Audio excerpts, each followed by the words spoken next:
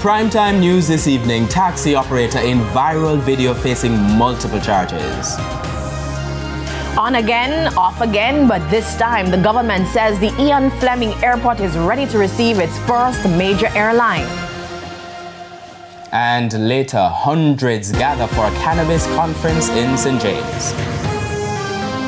Good evening and welcome to Primetime News, on air and online at onespotmedia.com, and a special welcome to our viewers on TVJ International in the Cayman Islands. I'm Archibald Gordon. And I'm Janella Precious with a preview of the financial week.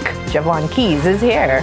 Well, Janelle, this evening we're talking about getting smart about credit. Now, the 19th of October is celebrated as the Get Smart with Credit Day, and this year the focus was on youth, so we'll look a little bit at that.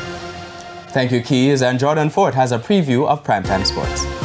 Archie, yesterday we told you that a number of the senior reggae girls who participated in the World Cup have decided to make themselves unavailable for selection for the games coming up against Panama and Guatemala. Well, I've got an update for you today because the JFF is now saying in a press release issued just a short while ago that those players are suspended pending a meeting with the Federation. I'll tell you more in Primetime Sports Friday.